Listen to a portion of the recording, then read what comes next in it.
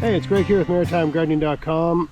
Sorry it's a little bit windy today, but I gotta harvest this and I just wanted to make a short video talking about it. So this herb that's growing here is an herb that's called Vietnamese coriander. I don't know what this plant's actually called. That's what it's called in the garden center. It's probably got another name. I'll look for it and put it up on the screen.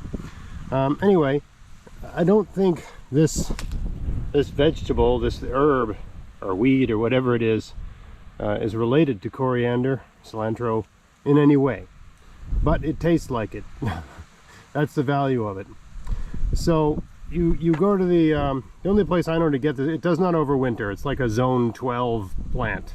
You know, I live in zone 6 Canada. I'm zone 6A, so this will not overwinter. You might be able to bring it inside and keep it alive during the winter. I don't know, but usually sometime in the spring around May, I go to the garden center, I get one of these as a transplant, just one. It costs about $2, $3, and stick it in the ground. And by this time of year, it's this big. You know, it's like 3 feet wide and a couple feet high. And before the frost, and we're getting close to frost, I just cut off all the foliage and lay it out indoors for a couple weeks, and it dries. And then I just put the leaves in a jar.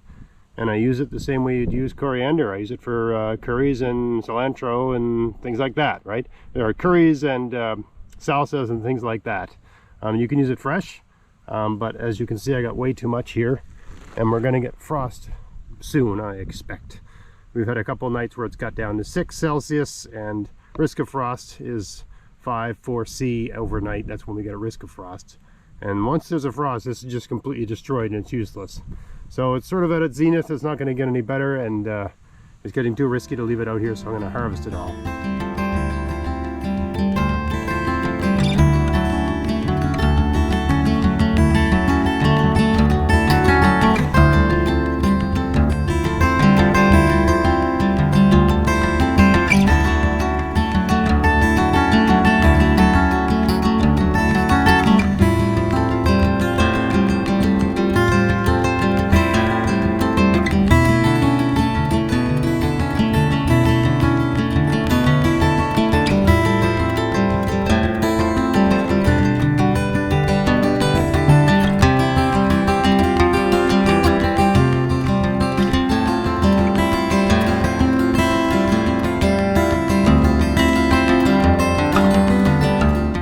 Go, that's my kind of gardening. All I did was stick that in the ground, and this is a garden bed where nothing is grown very well. And, you know, like, so what I'm trying to say is that this plant is very tolerant of poor soils. It's much easier to grow than actual coriander.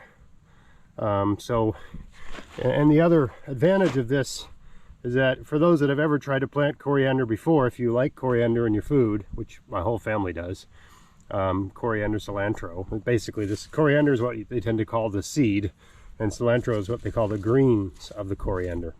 So this is basically, it's called Vietnamese coriander, but you'd use it where you'd use cilantro, which is the leaves of the coriander plant, even though this is not coriander, I don't think.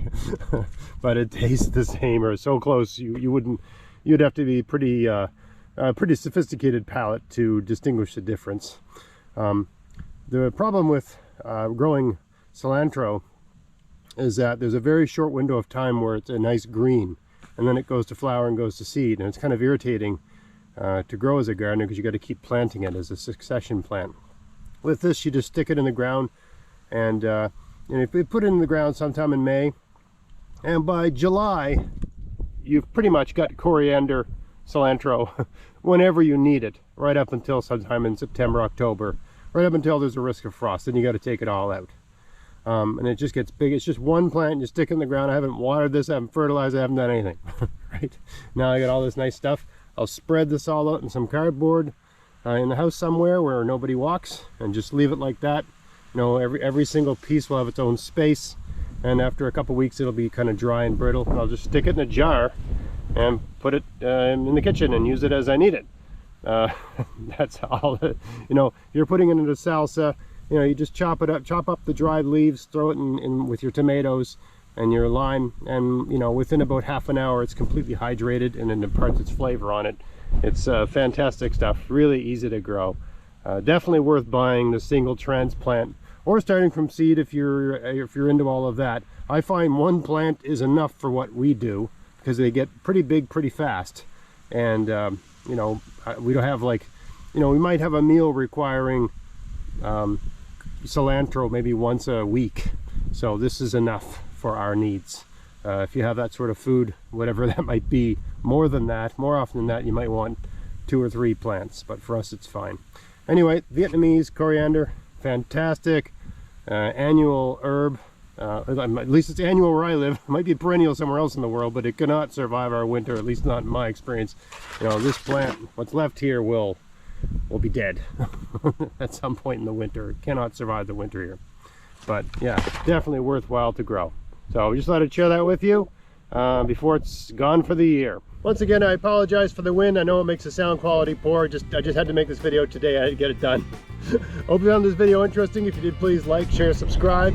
Until next time, get out there, get at it, have fun in your garden. Thanks for watching. Hey, if you want to help support everything I'm doing here, go to vessies.com to buy whatever you need for your garden this year. And use my coupon code GAVS23 to get free shipping as long as there's a pack of seeds in the order and there's no oversized items in the order. Check out the description box of this video for details. You can buy everything you need from Vessies. They have seeds, fruit bushes and trees, soil amendments, pest solutions, tools, clothing, and lots of other stuff too. So yeah, if you want to help support everything I'm doing here and they sell something you need, buy it from them using my coupon code. And happy gardening.